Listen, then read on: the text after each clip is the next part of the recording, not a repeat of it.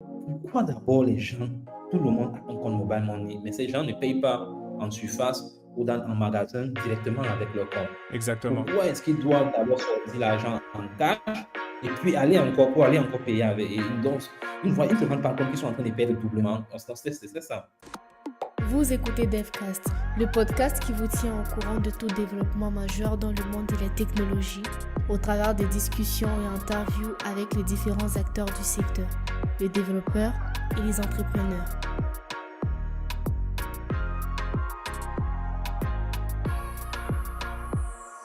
Salut, c'est Bernard NG de DevCast et dans l'épisode d'aujourd'hui, nous nous rendons au Cameroun à la rencontre de Daniel Dang. Daniel est CTO de la plateforme Futa, la technologie de paiement interopérateur. Avec lui, nous allons discuter des défis, mais aussi des réalisations de cette startup depuis sa création. Je vous laisse donc avec cet épisode. Voilà, bonsoir Daniel, j'espère que tu vas bien. Très heureux de t'avoir dans notre podcast aujourd'hui. Bonsoir Bernard. Oui, je vais bien, merci. Et je suis, en fait, au contraire, c'est plutôt moi qui suis honoré d'être dans ton podcast et ça me fait plaisir d'être là. C'est toujours un plaisir, voilà. Donc avec toi Daniel, nous allons parler un peu de tes activités en tant que CTO à Futa. Futa qui est une plateforme de paiement. Tu reviendras un peu nous dire qu'est-ce que c'est. Mais avant d'aller plus loin, tu pourrais te présenter pour ceux qui ne te connaissent pas. Bon, moi, c'est Daniel Dan. Je suis originaire du Cameroun et aujourd'hui, je suis cofondateur et CTO de Futa. Ok. Dis-nous, qu'est-ce que c'est que Futa?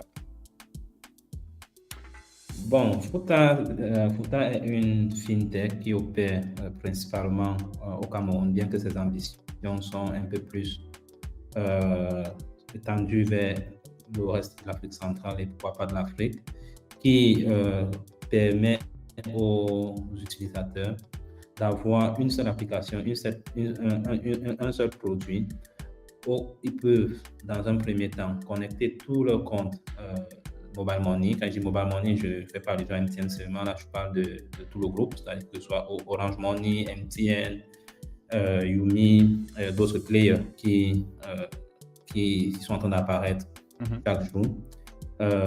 Deux, qui permet de réaliser des transactions beaucoup plus simples sans avoir à taper les codes USSD.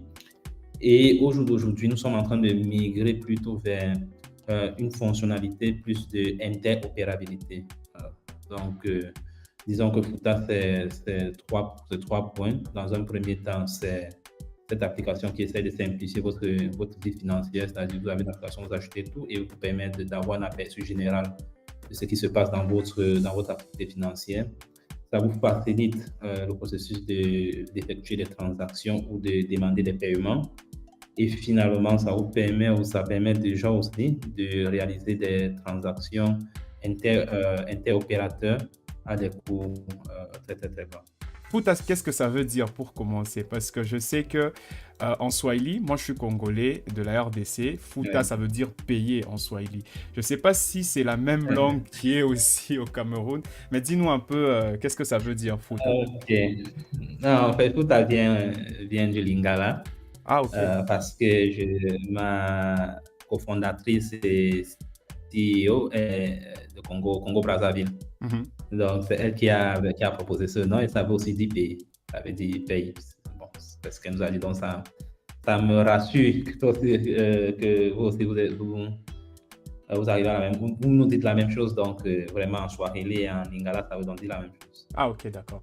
Alors, dis-nous, ça fait combien de temps que tu es à Futa? Est-ce que tu as rejoint le projet dès les départs? Donc, on peut dire que c'est toi qui as chapeauté le développement jusqu'à ce niveau ou c'est un projet que tu as rejoint à un certain moment?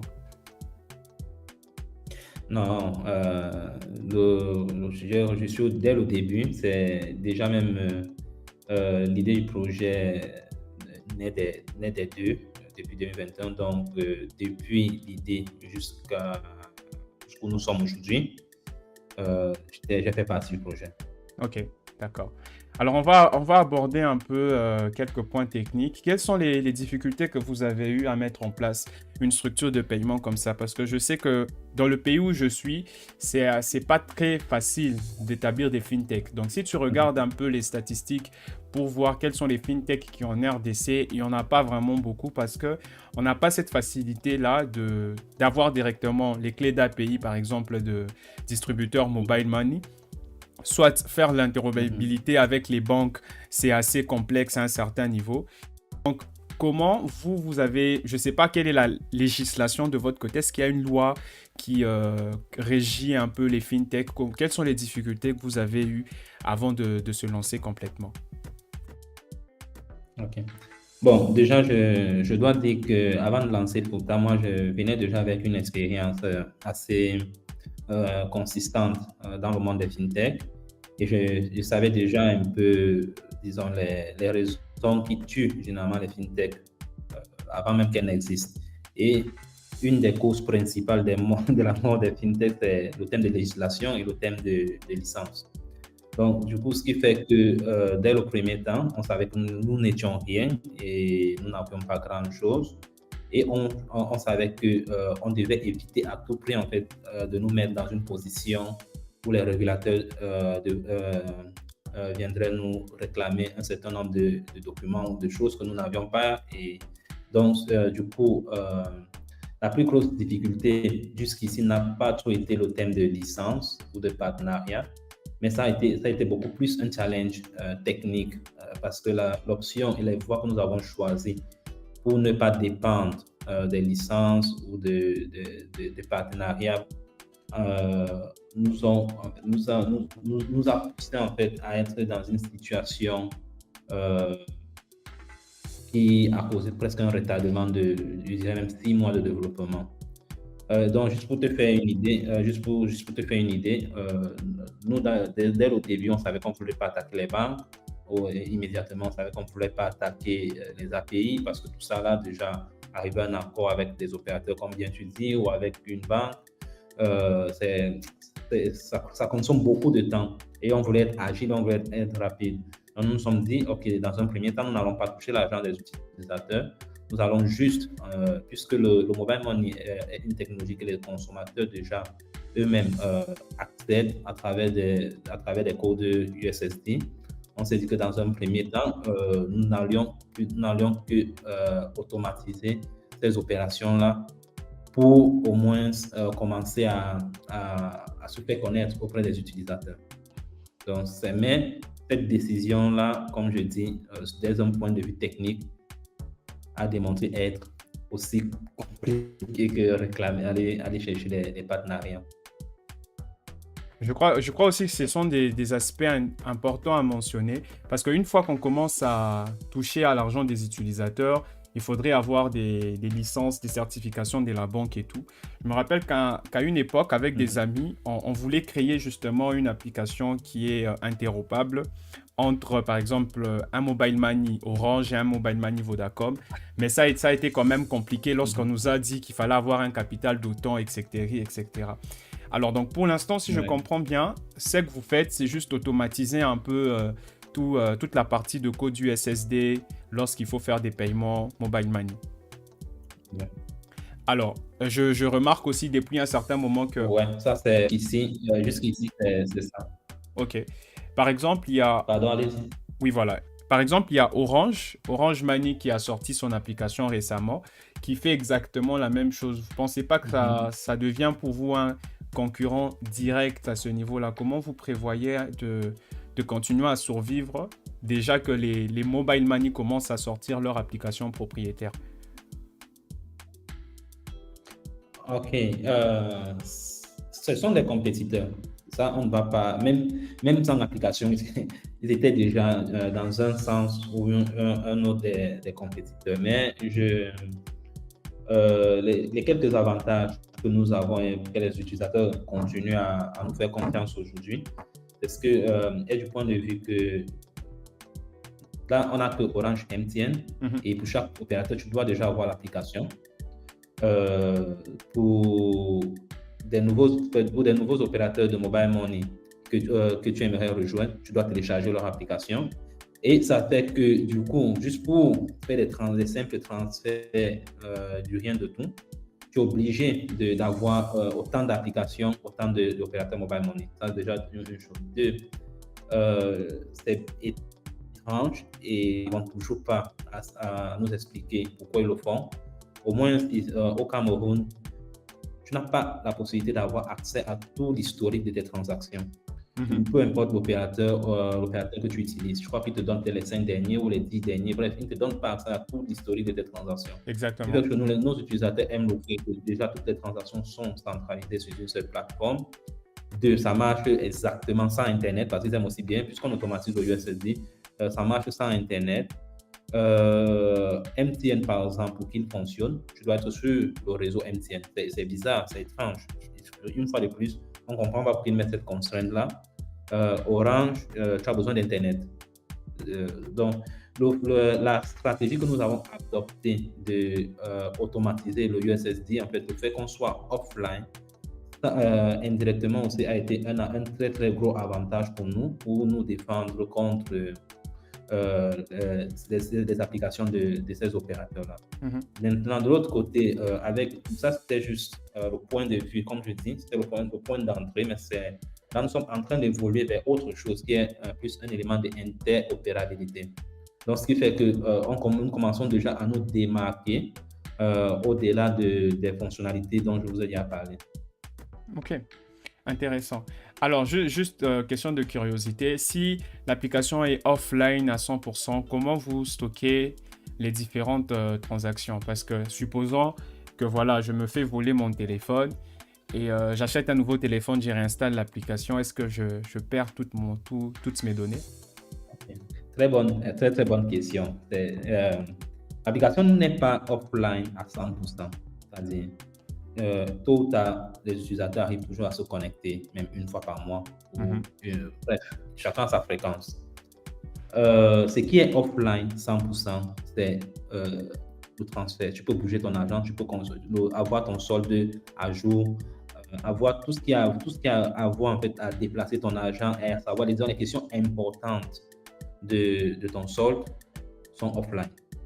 Maintenant, l'historique complet de tes transactions, si tu veux voir l'historique complet éternellement, tu as besoin d'Internet. Et nous le faisons, on pouvait bien dire qu'on maintient tout offline. Et malgré que nous synchronisons avec le backend, on continue toujours à maintenir tout offline. Mais à la longue, nous considérons qu'il est plus avantageux pour nos utilisateurs d'éventuellement avoir Internet dans leur téléphone pour les autres bénéfices que l'application offre. Là, je ne vous ai pas parlé, par exemple, nous avons toute une section de récompenses. Donc, en fonction de ton comportement vis-à-vis du produit, tu fais des transactions, si tu fais du referral, donc nous avons des challenges que nous offrons à nos utilisateurs chaque semaine. Et souvent, cet élément de dynamisme-là, on peut vraiment pas le faire complètement offline. Donc, l'élément central de l'application, faire des transactions, avoir ton solde à jour, toujours sans rien, ça c'est offline. Et tu as peut-être à tes 10 ou 20 dernières transactions. Si tu veux voir plus, il est préférable pour nous que tu aies Internet.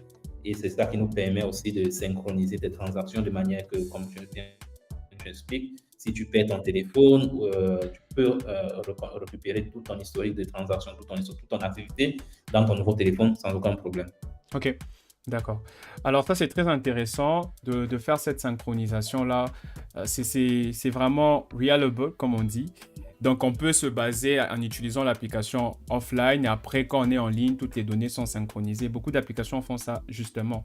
Alors, ce qui implique que vous sauvegardez quand même les données utilisateurs. Je ne sais pas, en Afrique, j'ai pas encore, à ma connaissance, il n'y a pas vraiment de loi universelle en termes de gestion de données d'utilisateurs. Mais est-ce qu'au Cameroun, il y a quelque chose qui régit comment vous stockez ces informations? Surtout que ce sont des informations, je pourrais dire financières, qui pourraient être considérées comme sensibles quelque part. Alors, est-ce que vous avez eu des problèmes avec ça? Parce que déjà, gérer l'argent, c'est un peu difficile, mais est-ce que sauvegarder des informations concernant les transactions n'a pas posé problème de votre côté? Déjà, je dirais qu'au Cameroun, il n'y a pas une loi qui dit comment stocker les informations. Mhm. Mais je sais qu'on commence à écrire. Il y a déjà on appelle ça, certains rapports qui commencent déjà à être faits sur la gestion des données des utilisateurs, c'est-à-dire le TTPA, le classique TTPA, si l'utilisateur veut éliminer ses informations ou si, mais c'est pas c'est pas encore poussé, c'est encore, disons, au niveau enfantin. C'est pas vraiment, c'est pas encore vraiment la grande, c'est pas encore vraiment ça. Donc, ce qui fait que du coup, ni moi, ni nous, ni aucune, ni même MTN et Orange font quelque chose de particulier vis-à-vis de ça. Ok. Ah, super. Alors là, ça ne dérange pas vraiment à ce sens-là. Alors, j'ai travaillé récemment avec une API de paiement, Sinetspay, je ne sais pas si tu connais. Oui, je connais Sinetspay. Oui, alors on était dans un live, on était en train de faire un peu du refactoring sur le code qu'ils nous ont donné. Il n'est pas vraiment très bien optimisé pour être utilisé dans les nouvelles applications aujourd'hui. Mais est-ce que c'est la vision de Foota d'offrir justement ces API de paiement pour être non seulement pas seulement simplifier les USSD parce que vous vous définissez comme une fintech. Est-ce que c'est dans votre vision d'offrir une interface de programmation, une API pour les autres développeurs qui pourraient utiliser Foota comme un Payments Gateway, par exemple? Ok. Pour répondre à cette question, si tu me permets, j'aimerais plutôt donner un petit historique de pourquoi est-ce que nous sommes où nous sommes et où est-ce qu'on va. Ça sera très, très rapide. Nous avons commencé en 2021 et déjà avant Foota, nous avions une autre startup qui s'appelait Timbaya. Donc ça, c'était j'étais en Espagne, en Europe à ce moment-là, et j'étais associé avec d'autres personnes, un de la Gambie, un autre équatorien et ma CEO actuelle. Nous avons lancé cette plateforme-là qui permettait, c'était toujours les thèmes de transfert d'argent. C'est-à-dire de savoir depuis l'étranger, particulièrement depuis l'Occident, envoyer l'argent vers l'Afrique comme individu, comme particulier, est très compliqué. C'est-à-dire qu'il y a beaucoup de blocus au niveau du KYCO, comment appeler, blanchissement de fonds. Ils mettent beaucoup de lois, ils mettent beaucoup de régulations, qui fait que la somme qu'on te permet d'envoyer par mois dans ton pays est très peu. Parfois, tu vas avoir 3 000 euros, disons 2 millions par mois, mais il y a des gens qui par exemple, tu construis une maison ou si tu as une entreprise, je comprends que cette somme-là est minable, ça ne représente vraiment rien. Donc, du coup, nous avons mis une plateforme en ce moment-là qui permettait, maintenant, d'être beaucoup plus centré sur le matériel, ça peut être la nourriture, ça pouvait être le matériel de construction, ça pouvait être... Donc, nous, on vendait en fait depuis l'Afrique aux gens de l'étranger. Donc, voici le message passait comme, hey, au lieu d'envoyer l'argent en Afrique et écraser complètement comment appelle ta limite, ce que tu peux faire, c'est que si tu veux acheter des choses matérielles, donne-nous l'argent, va sur notre plateforme, dis-nous les produits que tu aimerais acheter et tu nous envoies l'argent. Puisque nous sommes aussi en Europe, l'argent au niveau d'Europe, il n'y a pas de problème. Nous, on va te charger en Afrique de faire la livraison de ton produit. Donc, c'est comme du cash to good platform. Ça c'est le thème technique, le thème anglophone de ça. Mais il y a un problème ici qui est qu'à la fin, puisque nous on travaillait avec des marchands en Afrique, éventuellement, il fallait envoyer l'argent. Donc, quand nous on envoyait dans l'argent, ils nous avaient dit où l'argent peut arriver dans notre mobile money, il n'y a pas de problème. Et on se rendait compte que même quand l'argent arrivait, il te tapait un jour de plus parce qu'il disait que non, mais il n'y a pas un argent à côté où je peux retirer d'abord l'argent en cash avant d'aller payer ou d'aller faire la commission qui m'a été déléguée. Donc, du coup, on se rendait compte que ces gens-là, ils nous perdaient, ils nous créaient beaucoup de retard au niveau de l'opération. On n'arrivait pas au délai qu'on présentait aux utilisateurs et ça crée beaucoup de pression. C'est une plateforme qui pourtant avait beaucoup de succès de l'autre côté.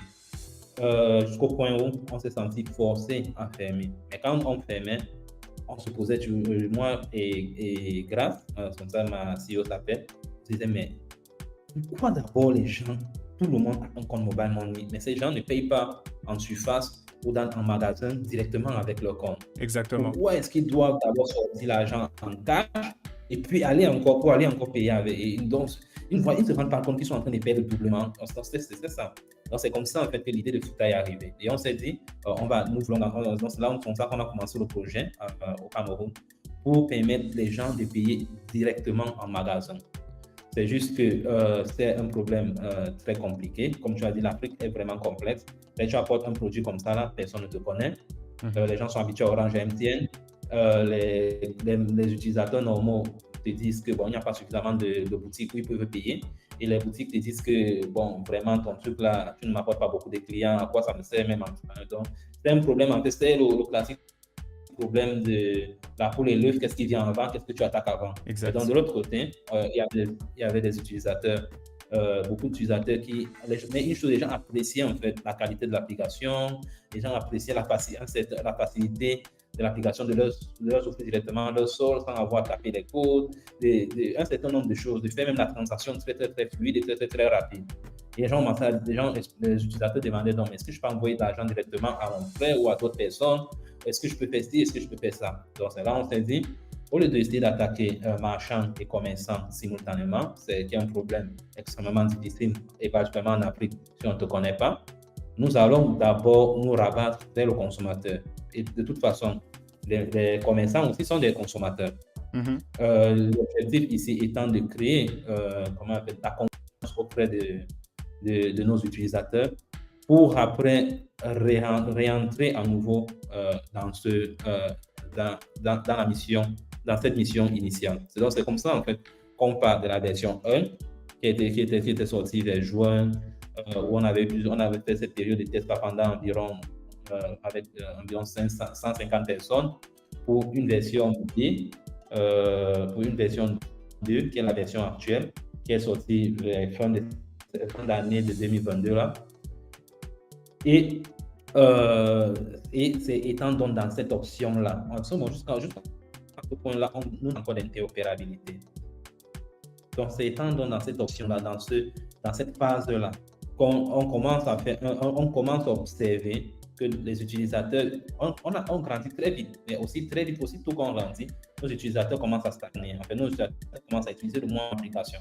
Et dans les cases, une fois qu'on avait 1200 utilisateurs, on avait appelé tous nos 1200 utilisateurs un par un pour leur poser pourquoi est-ce qu'ils ont arrêté d'utiliser l'application ou pourquoi est-ce qu'ils continuent d'utiliser l'application.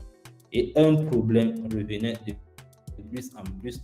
Les utilisateurs se disaient, bon, moi, en fait, quand je télécharge l'application, je m'attendais à quelque chose de concret. Et on demandait, c'est quoi cette chose de concret là? Et tout le monde s'était dit ce problème d'interopérabilité. Donc, c'est là, en fait, qu'on voit donc l'opportunité d'interopérabilité. On ne doit le voir que comme ça, c'est une opportunité. La vision de Fouta est de pénétrer dans cette opportunité-là, mais éventuellement, là, nous sommes avec le consommateur. Ça, c'est le business purement du consommateur. On n'a pas perdu de vue le marchand. Et quand il parle de marchand, ce n'est pas seulement paiement en magasin, mais c'est aussi paiement digital. Donc, c'est offrir une plateforme à d'autres marchands ou d'autres stages. Nous sommes en train de construire presque toute notre propre infrastructure depuis zéro. Donc, stage 1 ou stage 0, où nous sommes aujourd'hui, c'est le consommateur.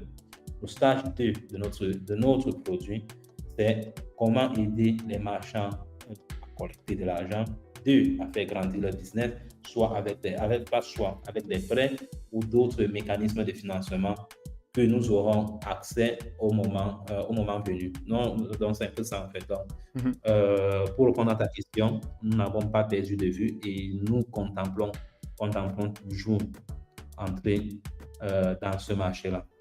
Très intéressant. C'est vraiment intéressant l'historique que tu me donnes. Ça prouve au fait qu'il y a une vision et que vous êtes très bien orienté dans ce que vous voulez faire.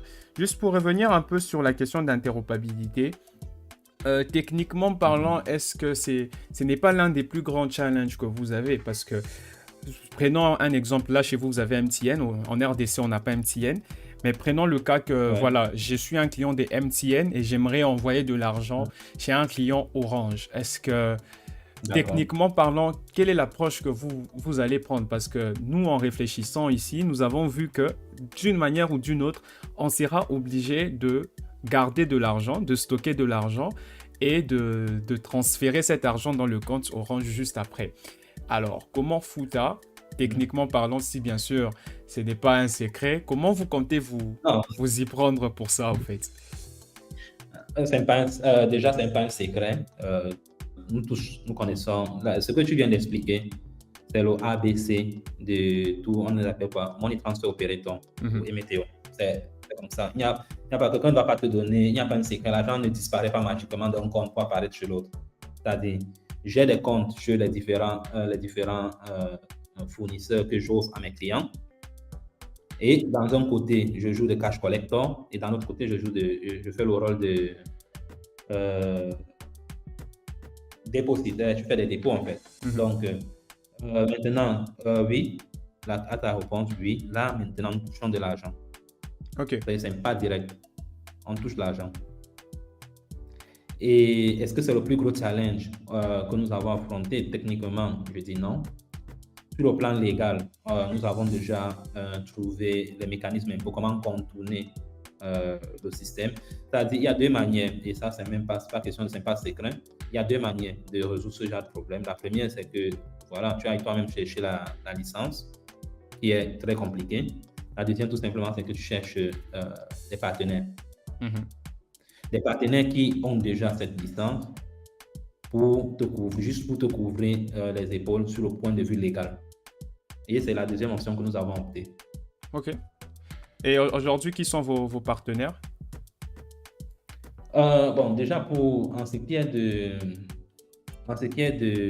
sur le point de vue technique de déplacement d'argent et tout ça, nous avons Madiance qui est un gros player ici. De l'autre côté, ce que je n'ai pas dit, c'est que sur le point de vue, encore une fois de plus encore, sur le point de vue technique, le fait que nous avons passé autant de temps avec le USSD, ça nous a donné un avantage gigantesque. C'est-à-dire auprès de Orange et de MTN, nous sommes tout simplement des commerces. Nous avons l'accord en tant que merchant, comme ils appellent ça ici là. Et de l'autre côté aussi, nous avons aussi l'accord en tant qu'agent commercial. Ça, c'est donc, et maintenant, ce qui est un point de vue un peu plus costaud financier, nous sommes encore en pleine négociation avec ACEP, avec UVA, donc nous sommes mais là, ça dépend un peu de la proposition. Comprenez que ça dépend un peu de la proposition que vous avez. Mais aujourd'hui, nous pouvons déjà opérer avec les premiers éléments que je vous ai donnés. C'est juste que pour quelque chose un peu plus respectable, si on peut dire ça comme ça, c'est cette ligne-là que nous sommes. Nous sommes en pleine conversation avec plusieurs banques. Ok, d'accord. Alors, j'étais récemment sur votre site un peu, j'ai regardé qu'il y avait aussi un programme partenaire où ces partenaires doivent amener quelque chose de 60 utilisateurs par mois pour être dans le programme. Est-ce que tu peux nous en parler? D'accord. Comme j'expliquais, nous avons dans l'application tout un programme toute une partie du reward, qui est un élément très clé, en fait, c'est inné, qui fait que ça motive déjà les utilisateurs eux-mêmes de vouloir en parler de l'application à d'autres personnes. C'est juste que, comme j'expliquais, les gens parlaient un peu moins parce que bien que Foota résolve un certain nombre de problèmes, les gens se disent qu'ils peuvent vraiment vivre sans Foota. Ok. Maintenant, sur le point de vue d'interopérabilité, je te le rassure, c'est un très gros problème. Très, très gros problème ici au Cameroun. Les gens, c'est-à-dire nos utilisateurs, sont impatients de cette fonctionnalité-là. En quoi consiste donc tout le programme que vous avez rencontré sur notre site web? Le point, en fait, c'était comment est-ce que nous sommes passés de 150 utilisateurs à plus de 1600 utilisateurs très, très, très rapidement. Ce sont ces mécanismes-là. On avait, parmi les différentes stratégies que nous avions, ce programme de reward que nous avons pensé pour nos utilisateurs, nous avons commencé à l'étendre aussi pour ce qu'on appelle le programme d'ambassadeur. Ok. Les ambassadeurs, c'était juste des universitaires, c'était beaucoup plus des universitaires et d'autres individus qui travaillaient ou qui s'entouraient de ce que l'on considérait notre cible pour qu'à échange de parler de notre application et de nous rapporter des utilisateurs, au lieu de nous de payer des publicités digitales comme Google, Facebook Ads ou toutes ces choses-là, nous nous sommes rendus tout simplement compte qu'en Afrique, bon, je n'aimerais pas généraliser, Cameroun, si on ne te connaît pas, quelqu'un peut voir ta publicité, il va télécharger ton application. Mais quand il s'agit de connecter son compte mobile money, parce que c'est quelque chose qu'on demande à nos utilisateurs. Connecter quelque chose qui est financier pour eux, ils ne vont pas le faire. Mais par contre, si quelqu'un physique leur parle de l'application, leur montre comment connecter leur compte, ils sont très vite engagés même à vouloir le faire. C'est vrai que la tendance est en train de changer un tout petit peu, parce que je crois qu'on commence déjà à voir les gens qui font tout le processus du début à la fin, sans qu'il y ait une personne physique qui leur parle. Donc, depuis un bout de temps, nous recevons les gens constamment qui téléchargent l'application, s'inscrivent, sans qu'on n'ait rien en fait. Donc, ce qui est en train de dire que, sur le point de vue digital, il y a un travail fantastique qui est en train d'être fait. Sur le point de vue de partenaires ou d'ambassadeurs ou de tous ces rewards, il y a un concept, l'élément de awareness. Il y a l'application en train de se faire connaître. Même si les gens ne téléchargent pas le bout, les gens ont déjà entendu au moins c'est quoi Fouta. Donc, quand ils voient une publicité en ligne ou quand ils se rencontrent encore la plateforme dans un groupe WhatsApp, quoi que ce soit, ils veulent au moins tester. Donc, le programme de partenaire, c'est un programme développé principalement pour des individus qui ont des petits commerces. Tu peux être un coiffeur. En fait, ce sont des gens qui travaillent déjà, qui ont l'habitude de rencontrer beaucoup de personnes. Tu peux être un coiffeur, tu peux être une maquilleuse, tu peux être... Donc, puisque tu passes autant de temps avec ton client, entre conversation et conversation, si tu veux lui parler de Fouta et il décide de télécharger l'application, en contrepartie, nous t'offrons un certain nombre de bénéfices qui sont ceux que vous avez pu avoir accès sur notre site web. Ok, très bien. Alors, c'est très intéressant la stratégie qui est mise en place et je suppose que derrière tout ce travail, il y a une équipe assez forte et bien organisée pour arriver à livrer une application qui résout un problème utilisateur. Alors, comme tu es CTO, tu pourrais nous parler un peu de comment est constituée ton équipe, combien de développeurs vous avez par exemple, comment tu gères au quotidien l'avancement de projets? D'accord.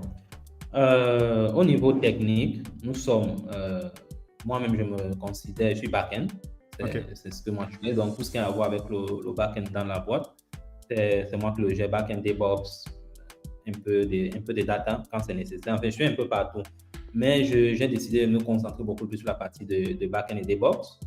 J'ai un autre développeur qui fait une PEC Android, lui il est Android, maintenant nous avons pris un nouveau stagiaire aussi.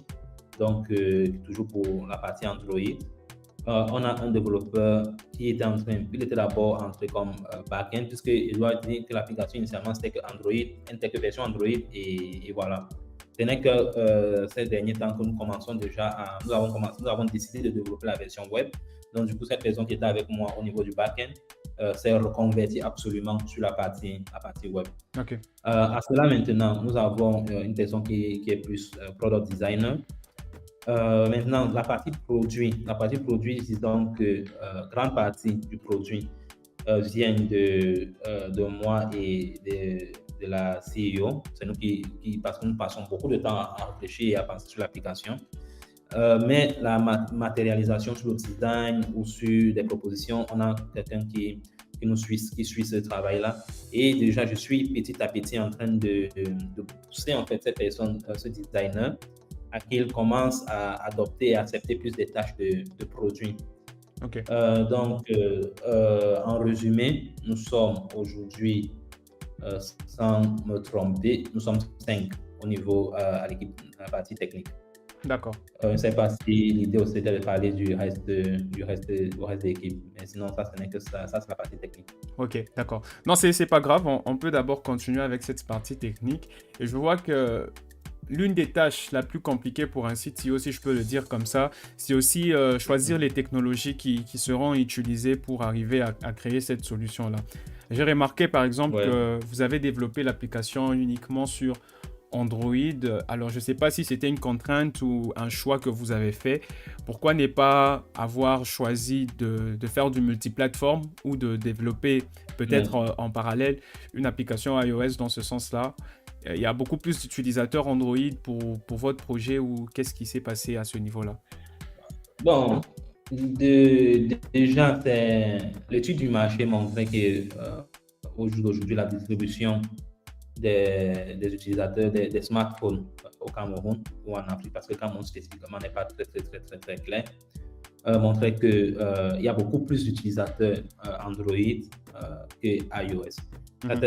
C'est ça d'abord le premier point. Le deuxième point est que récemment, et je continuerai même à dire, pour nous, ce que nous sommes en train de faire, je continue à conseiller que nous sommes en phase test de notre produit. Donc, moi, j'ai appris très tôt de mon expérience que l'objectif d'une startup, ou l'objectif de mon objectif comme leader, c'est de chercher à que le produit échoue le plus tôt possible. Et pourquoi tu vas me dire c'est un peu bizarre, tu veux que ton produit échoue le plus tôt possible? Non, mais c'est pour une raison très simple. Si ton produit échoue le plus tôt possible, tu dépenses moins de ressources, tu as au moins le peu d'énergie qui te reste, peut-être tu as d'autres idées intéressantes que tu aimerais, qui pourraient être testées avec cette équipe agile que tu as. Okay. Mais si toi, tu ne te centres que sur la partie de bon, le produit avance bien, tu ne cherches pas à faire les éléments qui peuvent tuer ton produit, ça te surprendre. Donc, moi, dès le début, je cherche toujours à minimiser les ressources, je cherche toujours à m'assurer que si on échoue, si on fracasse, au moins qu'on ait encore la capacité de pouvoir tester quelque chose d'autre. Jusqu'ici, tous les défis que nous avons eu à rencontrer, nous les avons pu surmonter. C'est pour ça que nous continuons toujours à tester, à pousser avec l'idée originale. Bon, ce n'est même plus trop l'idée originale. Quand je vous explique le parcours, vous comprenez qu'il y a eu beaucoup de changements au cours. Oui. Voilà, c'est aussi ça avec les startups. À un certain moment, on pivote. Et voilà. Alors, parle-nous un peu de ta stack technique parce qu'en fait, tu t'adresses à une communauté des développeurs principalement. Donc, la majorité des personnes qui écoutent ce podcast sont développeurs et ça serait un peu curieux de savoir quelles sont les technologies que vous utilisez peut-être en back-end pour gérer cette fintech. D'accord. Bon, déjà, au niveau cloud, on est full AWS. Okay. En fait, une fois de plus, pour minimiser les coûts, on ne pourrait pas être full AWS si on devait faire si on voulait monter tous les environments, working environment comme vous l'avez dit. Là, on a que la partie de production sur AWS Cloud. Concrètement, toute notre technologie est dirigée autour de ECS Fargate. Donc, et bon, voilà, je ne vais pas entrer dans les détails de AWS parce qu'il y en a tellement de choses sur AWS là. Au niveau des frameworks de développement, nous travaillons avec Ruby on Rails. OK. Bon, ça, c'est mon choix. Ruby, c'est mon langage de programmation. Ruby on Rails, c'est mon framework préféré. Je devrais même recommander Ruby on Rails à n'importe quel développeur qui veut avoir la capacité de faire des prototyping très rapides. C'est la même. Presque tous les autres frameworks, Laravel, Django, tous ces gens-là sont inspirés de Ruby on Rails, mais jusqu'au jour d'aujourd'hui, ça reste discutable. Bon. Je comprends. Non, je comprends. Bien sûr, il y a chacun son choix, mais au moins en matière de prototyping, j'ai vraiment testé plusieurs frameworks. J'ai travaillé sur plusieurs frameworks. Okay. Mais il n'y a aucun framework qui me transmet autant de joie. Comme on dit, tu développes et tu es heureux de développer comme Ruby on Rails. Donc, ce qui fait que même quand je vais dans d'autres plateformes, aujourd'hui, avant non, mais quand je vais dans d'autres plateformes aujourd'hui, y a tellement de concepts que j'ai volés de Ruby on Rails que j'essaie moi-même de me les reconstruire si ça n'existe pas. Maintenant, au niveau, toujours, notre base de données principalement, c'est Postgres, la flexibilité de Postgres. Ça, c'est ce qui est le stack de saving, développement et comment est-ce que où est-ce que ça s'exécute. Nous avons aussi, nous avons aussi une partie de data analytics. Nous avons intégré un outil de data analytics.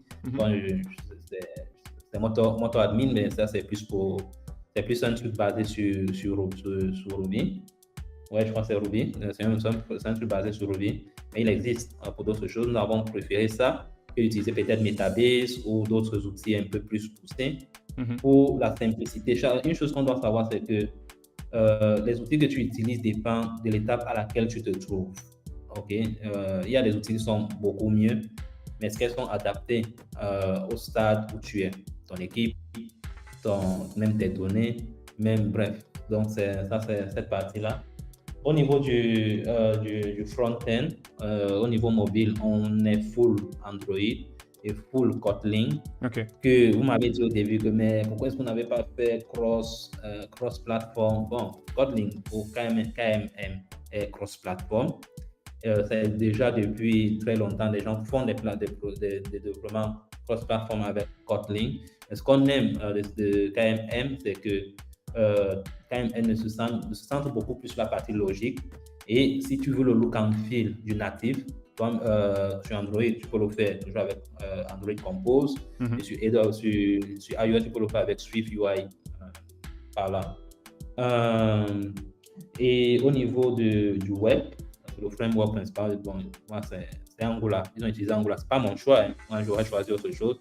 Mais les développeurs se sentaient beaucoup plus. Ils m'ont convaincu. Et moi, ils m'ont dit que si tu aimes Ruby on Rails, Angular va nous transmettre à nous le même feeling là. Donc, et jusqu'ici, les développeurs démontrent se sentir à l'aise avec ce produit. Et j'ai vu, et après aussi les études que j'avais faites et les observations que j'avais eues à lire, ça fait ça, get the job done, comme on dit souvent. Ok. Alors, c'est très intéressant la stack technique. Enfin, pour être sincère, en vrai, devrait être vraiment la première personne qui me parle de Ruby on Rails. C'est vrai qu'à un certain moment, quand j'étais en apprentissage, j'avais essayé de toucher à Ruby à un moment. J'avais beaucoup aimé la syntaxe, mais j'ai jamais poursuivi. Mais ça fait vraiment plaisir de voir qu'il y a quand même des utilisateurs Ruby qui prônent l'utilisation de ce framework-là. Alors...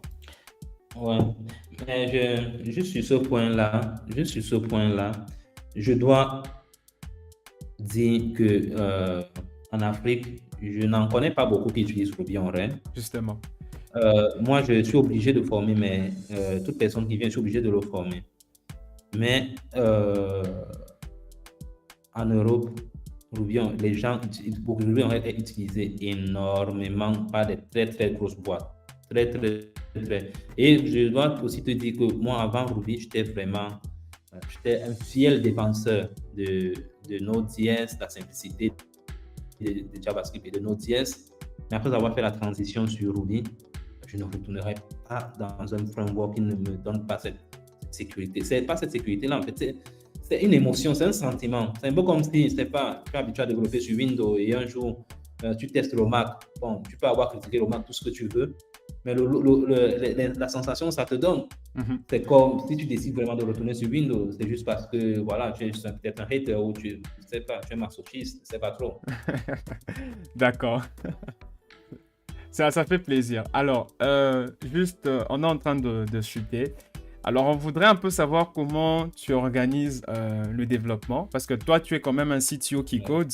J'ai reçu récemment un CTO qui était beaucoup plus administratif, donc lui s'occupait de chapeauter un peu le différent développement de projet, même s'il codait, mais la grande partie de son travail était d'administration. Alors, de ton côté, comment s'organise un peu le travail? Quelles sont les méthodologies que tu recommandes pour organiser et gérer un projet? Ouais. D'accord. Une fois de plus, je dirais d'abord que ça dépend de la culture de l'entreprise. Chez nous, nous sommes remote first, c'est-à-dire, oui, on a un bureau, les gens viennent au bureau, il faut travailler au bureau, mais presque toute notre organisation, toute notre gestion de la gestion de notre entreprise est digitale et ça s'explique. Il y a des raisons. Moi, à ma majorité du temps, je suis obligé de voyager. Je viens là, actuellement, je suis au Cameroun, mais je ne suis pas toujours au Cameroun. Et c'est ce qui fait que, et dans un deuxième temps aussi, moi, j'ai été habitué, même cette idée de remote first, c'est parce que j'ai été habitué en fait à travailler toujours avec cette approche-là. Donc, maintenant, en matière de méthodologie, moi, au début, on utilisait, comment est-ce qu'on appelle ça? On appelle comme ce truc-là. Juste un moment. Agile? Agile, Scrum? Non, pas. Non, c'est même pas, c'est pas ça. C'est quelque chose. Juste donne-moi une seconde. Comment ça s'appelait encore? Oh, Shape-Up, voilà. Je me suis rappelé ça. C'est la méthodologie Shape-Up. Ça, Okay. c'est un livre même qui est écrit. C'est un livre qui existe. C'est écrit par Basecamp. C'est contre l'entreprise Basecamp, non? Basecamp, oui, je connais. Oui, je connais. Ouais, donc c'est écrit par Basecamp. C'est quoi en fait? La philosophie de Shape-Up, c'est quoi? L'objectif, c'est quoi? Les gens ne veulent pas parce que les gens se disent une fois de plus, c'est pour la fierté de l'utilisateur, du développeur. Tu sais, quand tu fais tous ces systèmes de Spring, où tu as tout un processus où on prend un truc, on brise en tâches et on a un gros backlog de choses et on dit que bon, chaque semaine, voilà ce qu'il faut faire. Tu vas t'en rendre compte que plus le temps passe, plus ton backlog des tâches, en fait, devient costaud. Et parfois, tu ne choisis pas, en fait, qu'est-ce que tu sors du backlog en fonction de la priorité de la tâche, mais aussi un élément de pression du temps. Donc, ce qui fait que parfois, tu vas te retrouver en train de faire des choses qui peut-être, en ce moment précis, ne sont pas les choses que tu devrais faire, mais puisque tu t'étais à dire que non, les prochaines tâches à faire, ou ceci doit être avant le mois de mai, tu te sens comme obligé en fait de sortir cette tâche du backlog. Ok? Yeah. Pourtant, avec Shape-Up, la philosophie est quoi? C'est fixed time, variable goal ou variable objective. C'est-à-dire, tu te dis, ok, chaque fois commencer, c'est comme si chaque projet en fait, chaque truc est comme un projet, c'est comme un mini projet. Tu te dis, ok, là, on est en train de travailler sur le projet de, je sais pas, ajouter le bouton payer juste à l'entrée d'une application. Okay? Tu te dis, ce bouton-là, je peux bien le faire même en 10 mois, même en 10 ans, même en 20 ans, mais tu te dis, moi, je n'ai que 2 mois.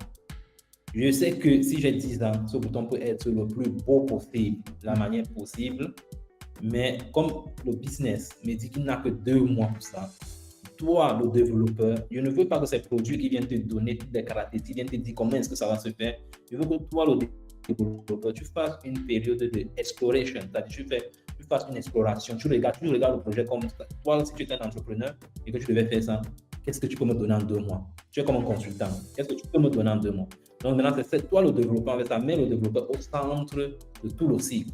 Ce n'est pas le produit, ce n'est pas le designer qui est au centre, mais c'est le développeur et c'est lui qui consulte le produit, c'est lui qui consulte le designer pour arriver à une solution qui peut être livrée en ces 2 mois-là. Oui, bon, parfois, tu peux te dérouter, ça peut peut-être prendre 1 semaine de plus, 2 semaines de plus, ou même 1 mois, peu importe.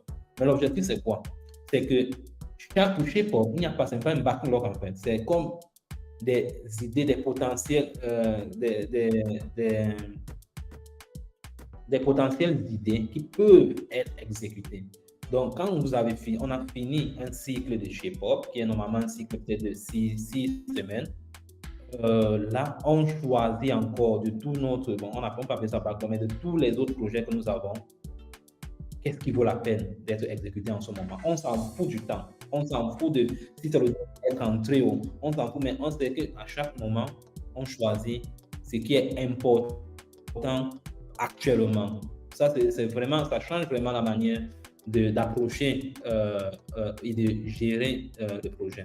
Maintenant, comment est-ce que nous organisons? Puisque nous sommes une entreprise digitale, déjà, tout le monde, on fait un daily, ça c'est obligatoire. Le daily, tout simplement, on se centre beaucoup plus sur, pas trop sur, c'est pas un mécanisme de contrôle, on se centre beaucoup plus sur donner un état d'avancement des choses sur lesquelles vous êtes en train de travailler. Ici, vous avez des points qui vous bloquent. OK? De l'autre côté, chaque semaine, avec mon équipe technique, nous on a ce que nous appelons la weekly. La weekly, c'est là où moi et mes gars, puisque moi je vous ai dit, un peu, moi je ne regarde pas le temps que tu mets à côté ou le temps que tu es au travail. Moi, ça ne m'intéresse pas. Ce qui m'intéresse, c'est l'objectif, le produit qui doit être livré. Donc, chaque semaine, en début de semaine, on s'entend qu'est-ce qu'on peut atteindre. Chacun définit plus ou moins ce qu'il peut atteindre cette semaine et qui doit être totalement aligné avec le délai de livraison du cycle actuel du Shape-Up. Donc, à ce moment-là, donc maintenant chacun part, il s'organise et fait donc pendant le daily, vous expliquez juste voilà comment ça avance et si vous avez quelque chose qui vous bloque ou que quelqu'un vous débloque. Une fois de plus, puisque notre plateforme principale de communication, c'est Slack, nous avons aussi intégré un système comme un canal qui dit tout simplement le statut status. Parce que comme on travaille remote, moi je ne peux pas vraiment savoir si tu es présent, je n'es pas présent. Ce canal-là est critique et très important pour nous. C'est un canal où, quand tu es présent, quand tu entres, tu dis, c'est pas signing pour qu'on sache que tu es là. Si au cours de la journée, tu dois sortir pour aller faire une course ou même quoi que ce soit, tu tout simplement notifie nous-mêmes déjà et APK pour Away from Keyboard. Je ne suis pas devant l'ordinateur, c'est pas 32 minutes. On sait que, OK, même si on voit cet employé connecté vers, il a dit qu'il n'est pas disponible. Donc, moi, je t'écris, si tu ne me réponds pas, je vais d'abord aller regarder le canal des statuts pour voir, OK, c'est vrai là qu'il n'était pas là. Donc, j'attends donc quand cette personne toujours dans cette même direction-là. Donc, quand nous avons fait cette histoire de weekly, le Shape-Up est fini. Un cycle de Shape-Up dure 6 semaines. On donne, généralement, c'est vrai que ces derniers temps, nous ne l'avons pas fait parce que nous avons beaucoup de pression. On laisse aux développeurs, j'avais l'habitude de laisser 2 semaines, 1 à 2 semaines, pour travailler sur un thème qui les intéressait. Pourquoi est-ce qu'on fait ça? L'objectif, c'est que nous, comme développeurs, on a beaucoup de technical debt, c'est-à-dire des points techniques, des trucs techniques qu'on aimerait corriger un certain point. Mais si tu te rends compte avec presque toutes les autres stratégies, il n'y a jamais un temps où on peut travailler cette chose-là. Exactement. C'est toujours bon quand il y aura le temps, mais il n'y a jamais le temps. En fait. Il y a toujours des choses qui entrent. Il y a toujours la pression du backlog. Pourtant, avec ça, on s'est dit, OK, vraiment, on est dans un cycle de 6 semaines, on a besoin de souffler, une manière de souffler pour les développeurs, de travailler sur quelque chose qui les rend un peu heureux, quelque chose qui les dérangeait trop chaque fois qu'ils voyaient ça. Ce n'était pas confortable. Ça n'a pas à voir avec, c'est même pas un projet qui va être livré, mais c'est quelque chose qui aide toujours à améliorer et à rendre le code un peu plus confortable. Donc, c'est des sessions de refactoring. Ça peut être un refactoring, ça peut être un outil que tu veux intégrer, ça peut être même une petite fonctionnalité que tu as toujours voulu faire, mais qui n'aime pas quelque chose. Disons, c'est pas le business, c'est pas le management, c'est pas l'équipe, le business qui te demande, qui exige que tu fasses ça. Je sais pas, je t'explique. Ouais, je comprends. C'est vraiment quelque chose que tu as observé, tu as regardé parce que aujourd'hui à Fouta, moi je considère mes développeurs comme mes collaborateurs, mes partenaires, comme des entrepreneurs à part entière. Donc, moi, je ne cherche pas des employés, je ne cherche pas des gens qui veulent juste venir là, un travail, entre à 8 heures, ça. C'est pas ça l'esprit que je recherche. On leur dit toujours ça. Moi, si tu es là pour venir chauffer les bancs, tout simplement, tu peux partir. C'est pas ça que je recherche. Je ne vais jamais venir te demander est-ce que tu as travaillé 40 heures cette semaine. Non. Il y a des semaines où je peux travailler 30 heures, des semaines où tu peux travailler 90 heures, mais tu dois comprendre que tu dois comprendre et tu dois être conscient. Moi, comme développeur, je me sens mal à l'aise, ou même comme employé, même pas seulement comme développeur, je me sens mal à l'aise quand on me paye pour faire un travail et je ne donne pas la taille dans ce travail-là. Donc c'est cet esprit-là, et c'est vraiment c'est un esprit qui, je vais pas mentir, qui était très difficile pour mon équipe de comprendre. Au jour d'aujourd'hui, je dirais que oui, ils comprennent déjà un peu. Et ils commencent déjà même à se comporter de cette manière-là. Mais il y a d'autres aussi qui l'ont très saisi. Mais bon, ça avance. Donc, l'organisation, on n'a pas des réunions. Donc, quand on a un shape-up, on attribue, voilà, les gens, chacun prend le projet shape-up, il le lit, chacun doit break ses tâches, doit utiliser ses tâches, c'est-à-dire pour avoir fait ce travail en 6 semaines. Toi-même, tu définis les différents blocs, les différents éléments, les différents trucs qui apparaissent que tu auras besoin, en fait, pour amener à bout ta partie de ce projet. Et c'est donc dans cet ensemble de différentes tâches que chacun a défini là, que nous commençons donc maintenant chaque semaine à nous demander, OK, qu'est-ce qu'on peut faire cette semaine? Donc, tu vas voir, le back-end va te dire, bon, ou le front-end mobile va te dire, je peux faire ceci, cela. Moi, donc, je back-end, je regarde, je lui dis, OK, je crois que je dois te donner ceci, je dois te donner cela. Puisque je n'ai pas encore en train de travailler ceci, je vais donc m'avancer pour faire A ou B ou Z. Mais c'est vraiment l'équipe technique entre elles-mêmes qui se développe. À la fin, ça peut être presque similaire à toutes les autres stratégies, mais c'est juste que la philosophie et le mindset avec laquelle on approche les tâches sont un peu différents. C'est très intéressant de voir ça. J'en apprends énormément sur cette méthodologie parce que nous, les développeurs, généralement, tout ce qu'on attend, Lean Startup et tout ce qui va avec Spring, tout ça, c'est tellement médiatisé que je ne pouvais pas imaginer qu'il y a d'autres méthodologies qui sont beaucoup plus centrées sur les développeurs. Et ça, je pense que c'est quand même quelque chose de très important sur lequel je pourrais aussi me documenter. Donc, n'hésite pas à m'envoyer quelques ressources. Ça serait toujours intéressant de partager ça aussi avec la communauté. Alors, il y a un livre, hein. J'enverrai le lien. Écrit par Basecamp. J'enverrai le lien du livre. C'est gratuit, c'est même pas payant le livre. Ah, ça, c'est vraiment super alors. Alors, avec tout ça, comment tu mesures la réussite de ton projet? Comment tu sais qu'on a réussi, on a atteint les objectifs qu'on s'est fixés? Pas seulement que les tâches sont terminées, mais comment tu arrives à mesurer au fait la qualité du projet, la réussite au fait de l'implication de tous tes développeurs? Déjà, je suis très exigeant avec la qualité de l'application. Parce que je dirais peut-être parce que je suis influencé par ce que j'ai vu et j'ai rencontré peut-être à l'étranger et à ce que je suis habitué. Donc, je n'attends pas moins. Et moi, le Cameroun peut avoir son standard, mais moi, j'attends le standard européen. Parce que quand on est au Cameroun, on utilise WhatsApp. Il n'y a pas un WhatsApp pour l'Afrique et un WhatsApp pour les États-Unis. C'est le même WhatsApp. Exact. Et tout le monde voit comment c'est smooth, tout le monde voit comment c'est. Et c'est pour ça que même quand il y a une application d'envoi de messagerie qui sort là, si ce n'est pas au standard de WhatsApp, les Africains ne vont pas aller la télécharger. Donc moi, je suis fatigué. Moi, comment est-ce que je mesure la qualité ou comment est-ce que je mesure le succès de mon application? Déjà, d'abord, je dirais que c'est-à-dire, si moi, venant de l'étranger, ou si n'importe quelle autre personne venant de l'étranger peut utiliser mon application, et ne pas se sentir que, bon, ça c'est vraiment une application faite seulement pour l'Afrique. Ça, c'est d'abord un succès. Comment ça se justifie? Comment ça se voit ça? Tu le vois déjà. Il y a des éléments qui ne trompent pas. Tu as le user experience, tu as l'application qui doit être moins buggy, tu as une application qui est vraiment pensée pas seulement à résoudre un problème, not just to get the job done, pas seulement le fait de payer, mais sinon que l'application doit avoir, comment je veux dire, c'est une application pensée. C'est une application pensée sur tout le point de produit, sur tout le point du user experience. Voilà, c'est même ça que le mot que je cherche, le user experience. Les gens ont, je crois que c'est souvent comme, tu m'expliquais, tu me posais tout à l'heure que mais avec les applications de Orange et de MTN qui sont en train de sortir, est-ce que si tu es au Cameroun, même toi, tu n'utiliserais pas ces applications. Moi, je ne peux pas utiliser. Moi, les applications de mes banques ici, je les utilise malgré moi. En fait, je les utilise vraiment malgré moi. Parce qu'on se sent tellement à que tu sois capable de voir ton sol ou peut-être à faire le transfert.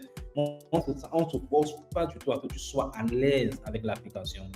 Donc, un des gros éléments pour que moi je me sente à l'aise, comme du succès pour moi, c'est que mon application doit être moins buggy. Nous, on se force à avoir au maximum 5% d'erreurs. C'est-à-dire, quand on regarde les données mensuellement, on veut se rassurer que oui, cette semaine ou ce mois-ci-là, on n'a pas eu autant de bugs qu'on pouvait. Déjà, même moi, mes gars, ils le savent, et moi, je leur dis toujours, pour moi, le bug est critique. Si un utilisateur se plaint de quelque chose, je m'en fous de tous les shape-ups, de tout ce qu'on peut ajouter de nouveau. On doit d'abord s'assurer que la qualité de ce qu'on a actuellement est, pas parfait, mais impeccable. Il n'y a rien qui est parfait. C'est ça, en fait. C'est vraiment intéressant parce que voilà, c'est vrai que UX, c'est très important en fait parce que c'est vraiment négligé sur beaucoup d'applications et comme tu dis, il y a pas qu'au Cameroun, même ici, il y a certaines applications, on les utilise vraiment malgré nous parce que voilà, ils n'investissent pas assez dans l'expérience utilisateur, le UX, parfois même le UI et c'est intéressant que tu mentionnes ça. Alors, pour dernière question, quels sont les conseils que toi tu pourrais donner à un autre CTO, au chef des projets qui commencent un business ou qui sont déjà dans une startup? Le premier conseil que je donnerais à un CTO, c'est de savoir qu'il ne connaît pas tout. Et un CTO ne veut pas dire que tu dois être l'expert de tout. CTO, fais grandir tes employés, cherche à faire grandir les gens qui travaillent avec toi. Et n'aie pas peur qu'un jour ils se lèvent et disent qu'ils vont partir. Parce que si toi, tu gardes quelque chose dans ton ventre de peur qu'ils vont devenir plus grands que toi ou ils vont prendre ça, ils vont aller peut-être faire autre chose avec, tu vas finir tout simplement à avoir des utilisateurs, des employés médiocres. Et la réalité est que les personnes intelligentes ou les personnes brillantes veulent travailler avec d'autres personnes brillantes. Et on connaît si ton équipe est brillante par le produit parce qu'ils produisent. Si ce que tu produis n'est pas vraiment quelque chose de brillant, crois-moi, si quelqu'un vient travailler avec toi, peut-être il aime l'idée, mais ça sera malgré lui. C'est le premier point. Le deuxième point, moi, je dirais aussi comme CTO, c'est que on ne doit pas trop dire, c'est pas mathématique, c'est pas si toi tu peux faire quelque chose en une semaine, ça ne veut pas dire que automatiquement tes gars ou toute ton équipe est capable de faire cette chose-là. C'est vrai qu'on doit comprendre, moi je dis toujours, le succès d'un produit dépend de 3 éléments. Ça dépend du temps, ça dépend des coûts et ça dépend le temps et les coûts et les ressources, même c'est la même chose. Bon, disons, ça dépend de tes ressources et ça dépend des coûts. C'est très difficile d'optimiser les deux variables à la fois. C'est question de compromis. Soit tu fais sur une et tu laisses. Soit tu optimises et tu laisses la première. Et je vais m'expliquer. Comme CTO ou comme entrepreneur, il y a tellement d'idées, il y a tellement de choses que tu peux ajouter dans ton application. Il y a tellement de trucs, c'est vrai. Et tu as parfois l'impression que si tu ne le fais pas maintenant, quelqu'un d'autre peut sortir, il va la cliente. Si aussi tu avais toutes les ressources du monde pour pouvoir, disant, je veux maintenir la même qualité de mon travail et en même temps, je veux maintenir la vitesse à laquelle je sors les fonctionnalités. Mais si tu n'as pas autant de ressources, infini moyens pour promettre la qualité de ton travail, pouvoir, et c'est ce qui sera marcher le temps, les gens finissent par produire des vraies choses que tu regardes vraiment comme ça, tu te dis, bon, c'est vrai, il y a tous les éléments dessus, mais je ne connais pas où se trouve. En fait, quand j'arrive dans l'application, je ne connais pas c'est quoi le point principal de cette application. Donc, soit tu dis, moi, je veux privilégier la qualité de mon travail et peut-être ça va pénaliser un tout petit peu la vitesse à laquelle je lance les choses. Et c'est OK, c'est fine. Là, et sois sûr, quand tu fais quelque chose avec une qualité impeccable, c'est très difficile pour les utilisateurs de partir. Je prenais l'exemple de WhatsApp. WhatsApp a tellement de compétiteurs. Tu as Telegram, tu as, il y a beaucoup, même au Cameroun, on a une application là qui s'appelle, je ne me rappelle même pas le nom parce que je n'utilise pas, et qui ont beaucoup d'autres fonctionnalités, beaucoup plus intéressantes que WhatsApp. Mais malgré ça, les gens continuent à utiliser WhatsApp. WhatsApp, par exemple, tarde souvent énormément à sortir des fonctionnalités que ses compétiteurs ont déjà. Donc, bref, c'était pour illustrer mon point. J'ai pris comme exemple WhatsApp. Je disais, si tu remarques, WhatsApp a plein de compétiteurs des applications de messagerie. Et le plus grand compétiteur étant par exemple Telegram. Mais tu as aussi remarqué, plusieurs fois, ces compétiteurs ont beaucoup plus de fonctionnalités bien en avance, avant que WhatsApp les intègre dans son application. WhatsApp pouvait à un moment donné se dire, waouh, mais si je n'ai pas, par exemple, avant que WhatsApp n'intègre les groupes dans WhatsApp, tous les autres compétiteurs avaient déjà les groupes. WhatsApp pouvait avoir accéléré le processus d'intégrer dans son application. Ou tout récemment, là, j'ai découvert que WhatsApp maintenant permet de partager ton écran. Moi, je faisais déjà depuis avec Telegram. Je comprends. Mais WhatsApp fait une chose bien. Ils ont toujours, en fait, ce qu'ils font, ils la font bien. Et WhatsApp, une application, un produit est toujours connu d'abord pour une chose. Très difficilement, un produit est connu pour toutes les choses qu'elle fait. Donc, c'est important de savoir quelle est la fonctionnalité par laquelle tu veux être connu et t'assurer que tous les éléments que tu ajoutes, toutes les choses que tu mets dans ton application, c'est une harmonie avec ce produit-là. Ce n'est pas juste ajouter des fonctionnalités pour ajouter des fonctionnalités. Donc, c'est vraiment, moi, je crois que c'est le rôle du directeur technique de veiller à qu'il n'y ait pas une rupture, qu'il n'y ait pas une déception au niveau du produit. Parce que s'il y a cette déception-là, ce n'est pas l'équipe marketing qui n'a pas su vendre le produit, qui n'a pas su trouver les utilisateurs. Ce n'est pas le CEO ou qui que ce soit qui n'a pas pu trouver les fonds qu'il fallait. C'est toi, c'est ça, c'est ta responsabilité à toi.